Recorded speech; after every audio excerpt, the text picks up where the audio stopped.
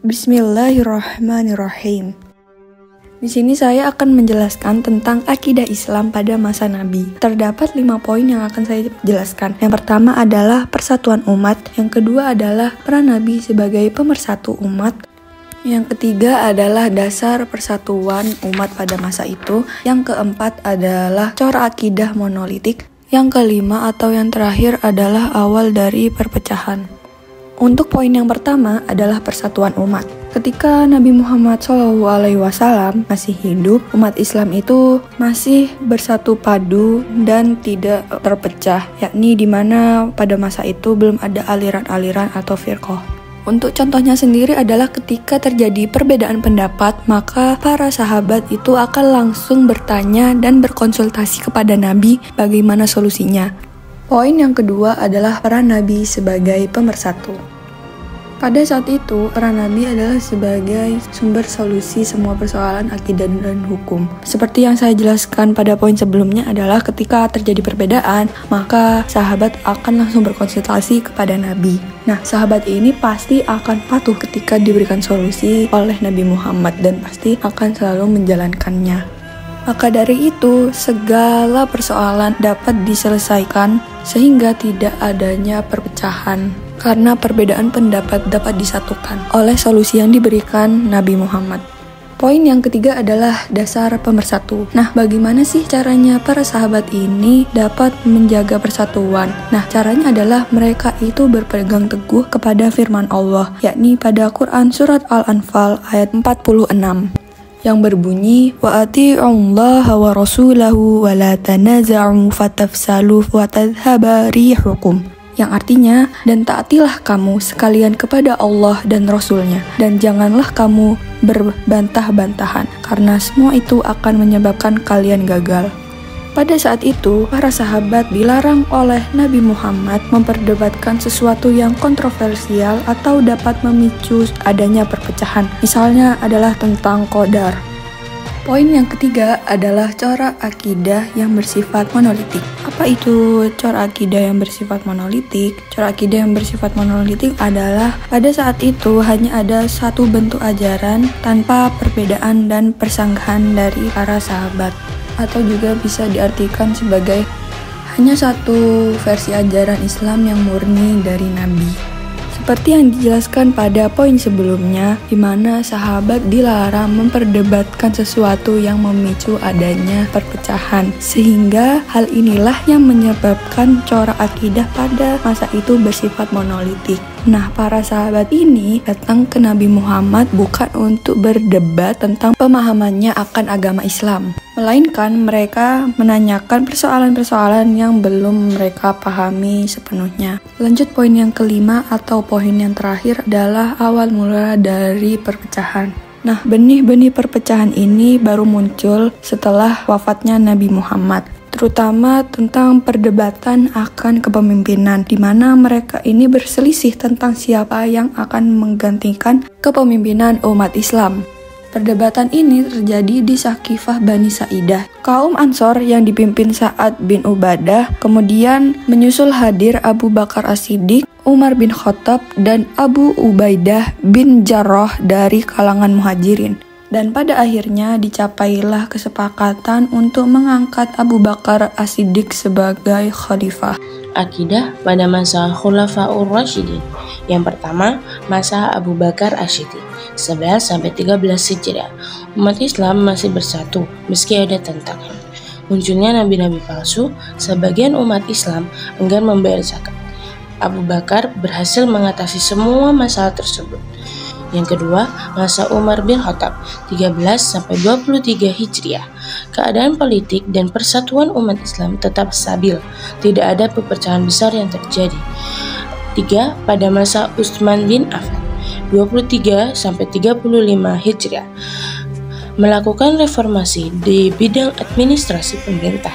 Kebijakan ini memicu ketidakpuasan dan ketegangan politik. Akhirnya, Utsman terbunuh. Peristiwa ini dikenal sebagai Al-Fitnah Al-Kubra, fitnah besar. Fitnah besar ini menjadi akar munculnya kelompok-kelompok firqah dalam Islam. Yang keempat, masa Ali bin Abi Thalib 35-40 Hijriah. terjadi dua perang besar. Yang pertama, perang Jamal antara Ali dengan Aisyah, berhasil diselesaikan dengan damai. Yang kedua, perang Siffin antara Ali dan Muawiyah, berakhir dengan tahkim. Akibat tahkim, umat Islam terpecah. Yang pertama ada kelompok Syiah, tetap setia kepada Ali. Yang kedua, kelompok Khawarij yang keluar dari pasukan Ali. Yang ketiga, kelompok pendukung Muawiyah berdiri sendiri. Yang kelima ini, isu teologis. Munculnya perdebatan di kalangan ahli kalam, mutakalimin, tentang status orang mukmin yang melakukan dosa besar. Pada masa kekuasaan Bani Umayyah terjadi perkembangan penting dalam bidang akidah atau teologi Islam. Ketika wilayah kekuasaan Islam semakin luas, umat Islam mulai menghadapi beragam pemikiran baru, termasuk dari para mu'alaf yang membawa latar belakang keyakinan sebelumnya. Hal ini mendorong munculnya diskusi-diskusi serius tentang konsep qadar atau takdir serta istitoah, yaitu kemampuan manusia dalam memilih. Salah satu aliran pemikiran yang muncul saat itu adalah Jabariyah. Aliran ini berkembang sebagai respons terhadap pemerintahan yang represif. Penganut Jabariyah meyakini bahwa semua perbuatan manusia sudah ditentukan oleh Allah Subhanahu wa Ta'ala. Tokoh utama dalam penyebaran paham ini adalah Jam bin Safwan. Pemikiran ini kemudian dimanfaatkan oleh para penguasa untuk membenarkan kebijakan-kebijakan mereka. Namun, tidak semua pihak sepakat dengan pandangan Jabariyah. Sebagai reaksi, muncul aliran Qadariyah yang menekankan bahwa semua memiliki kehendak bebas dan tanggung jawab atas perbuatannya. Tokoh-tokoh awal Qadariyah antara lain Ma'bad al-Juhani, Ghailan ad-Dimashqi, dan Ja'ad bin Dirham. Menariknya, para sahabat Nabi yang masih hidup pada masa itu memilih untuk tidak terlibat dalam perdebatan ini. Sahabat seperti Ibnu Umar, Jabir bin Abdullah, dan Anas bin Malik bersama sahabat lain menolak diskusi-diskusi akidah yang dinilai terlalu spekulatif. Di masa yang sama muncul tokoh cendekiawan bernama Hasan al-Basri. Ia memberikan pandangan yang moderat. Menurutnya, seorang mukmin yang melakukan dosa besar dianggap fasik, namun tetap berada dalam lingkup keimanan. Periode Bani Umayyah ini menjadi awal dari berkembangnya ilmu kalam atau teologi Islam.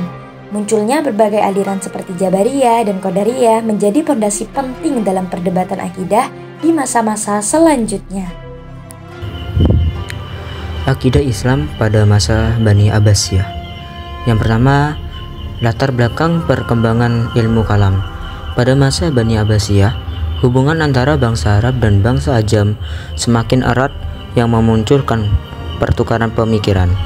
Filsafat Yunani dan Persia diterjemahkan ke dalam bahasa Arab yang menjadi awal berkembangnya ilmu kalam sebagai bentuk rasionalisasi akidah Islam. Yang kedua, tokoh dan karya awal. Para mutakallimun mulai menyusun pemikiran mereka dalam bentuk kitab sistematis. Contoh tokoh dan karya yakni Abu Hanifah menulis kitab Al-Alim wa Al-Muta'allim, dan Imam Asy-Syafi'i menulis Al-Fiqh Al-Akbar. Yang ketiga, masa pemerintahan Al-Ma'mun. Ilmu kalam berkembang pesat dan menjadi disiplin ilmu tersendiri. Aliran Mu'tazilah menjadikan mazhab resmi negara. Ulama yang menolak pandangan Mu'tazilah seperti bahwa Al-Quran adalah makhluk dikenal mihnah atau ujian akidah dan dihukum. Hal ini menyebabkan Mu'tazilah kehilangan dukungan masyarakat. Yang keempat, munculnya aliran Asy'ari dan Maturidiyah. Abu Hasan al-Asy'ari, mantan pengikut Mu'tazilah, mengembangkan pemikiran moderat atau wasatiyah dengan memadukan dalil nakli dan akli. Pemikiran sejalan juga dikembangkan oleh Abu Mansur al-Maturidi. Yang kelima, penyebaran pemikiran moderat. Faham Asy'ari dan Maturidiyah tersebar luas karena bersifat moderat dan rasional. Tokoh-tokoh penyebar Asy'ari antara lain Abu Bakar al-Baqillani, Abu Ishaq al-Isfarariyani, Imamul Haramain al-Juwani, dan Imam al-Ghazali. Kesimpulan dari hal tersebut, masa Bani Abbasiyah menjadi masa penting berkembangnya akidah Islam melalui ilmu kalam. Konflik yang Mu'tazilah memunculkan pemikiran moderat yang menjadi dasar akidah Ahlus Sunnah wal Jamaah hingga kini. Dan selanjutnya saya akan menjelaskan tentang akidah Islam sesudah Bani Abbasiyah. Dan di sini saya akan menjelaskan materi ini ke dalam 2 poin yang berbeda. Yakni yang pertama ialah paham Asy'ariyah dan Maturidiyah. Pada masa itu, paham Asy'ariyah dan Maturidiyah mengalami perkembangan secara signifikan, membuat kedua paham tersebut menjadi aliran yang banyak dianut oleh umat muslim pada masa itu. Hal ini disebabkan karena kedua paham tersebut merupakan aliran yang cara pemikiran yang wasatiyah atau moderat, yang mudah dipahami serta mampu menggabungkan antara dalil nakli atau nas dan pendekatan akal atau filsafat. Selanjutnya ialah Taqiyuddin Ibnu Taimiyah. Pada permulaan abad ke-8 Hijriah, muncul seorang pemikir dan ulama yakni Taqiyuddin Ibnu Taimiyah di Damaskus yang berusaha membongkar beberapa pemikiran Asy'ariyah yang dianggapnya tidak murni bersumber dari Al-Quran dan hadis. Pemikiran Ibnu Taimiyah ini kemudian dikenal dengan aliran Salafi. Pada perkembangan selanjutnya muncul pemikir-pemikir Islam seperti Ibnu Qayyim al-Jauziyah, Jamaluddin al-Afghani, Rashid Ridho, Muhammad Abduh, dan Muhammad bin Abdul Wahab. Peristiwa Takhim. Peristiwa Takhim ditandai dengan Ali bin Abi Thalib yang menerima estafet kepemimpinan dalam situasi yang sulit. Peristiwa pembunuhan Utsman bin Affan menjadi beban yang sangat berat untuk diselesaikan.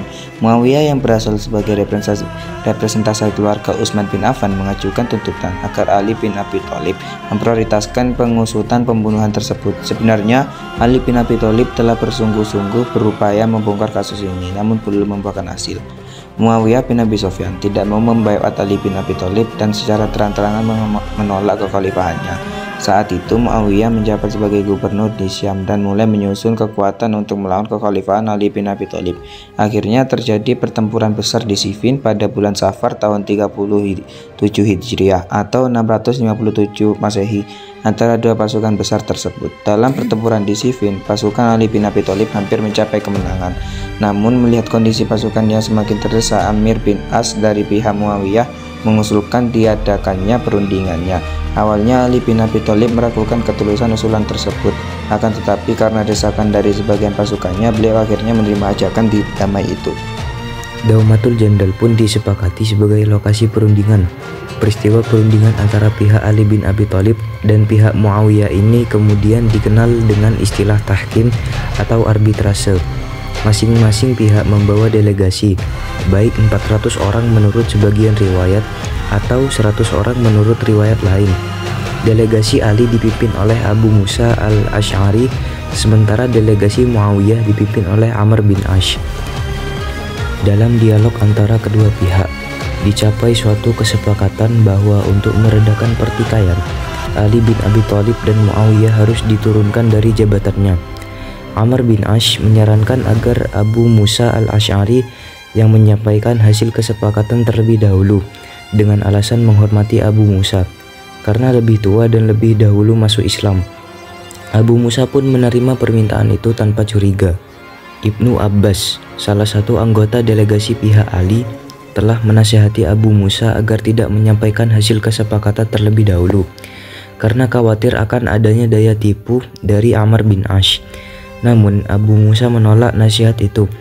Maka berdirilah Abu Musa di hadapan sekitar 800 orang dan berkata, "Kami berdua mencapai suatu kesepakatan dan berdoa semoga Allah menjadikannya sebagai kesepakatan yang mendamaikan umat." Ia melanjutkan, "Kami telah sepakat bahwa Ali dan Muawiyah harus dicopot dari jabatannya dan umat Islam diberi kebebasan memilih khalifah baru. Dengan ini saya nyatakan Ali bin Abi Thalib telah dicopot dari kekhalifahannya." Dalam peristiwa tahkim, seperti yang sudah diduga Ibnu Abbas, Amr bin Ash secara licik menyatakan di hadapan delegasi bahwa setelah Abu Musa al-Asy'ari mencopot Ali bin Abi Thalib, ia juga melakukan hal yang sama dan langsung mengangkat Muawiyah sebagai khalifah serta penerus Utsman bin Affan. Peristiwa tahkim di Daumatul Jandal menjadi titik balik krusial dalam sejarah Islam, memicu perpecahan besar. Ini dimulai ketika Amr bin Ash menipu Abu Musa al-Ash'ari dalam arbitrase, menyebabkan kekacauan dan kekecewaan di pihak Ali bin Abi Thalib. Akibatnya, Abu Musa mengasingkan diri, sementara Amr bin Ash mengumumkan Muawiyah sebagai khalifah, menandai awal kekuasaan dinasti Umayyah di Damaskus. Peristiwa ini memecah umat Islam menjadi 3 faksi. Yang pertama, pendukung Ali bin Abi Thalib. Yang kedua, Khawarij. Yang ketiga, pendukung Muawiyah bin Abi Sufyan. Kelompok Khawarij yang mulanya politis berkembang menjadi ideologis, mengkafirkan Utsman, Ali, dan Muawiyah. Mereka merencanakan pembunuhan ketiganya. Ali oleh Ibnu Muljam di Kufah, Muawiyah oleh Hajjaj bin Abdullah di Damaskus, dan Amr bin Ash oleh Amr bin Bakar di Mesir. Namun, hanya Ali bin Abi Thalib yang berhasil dibunuh.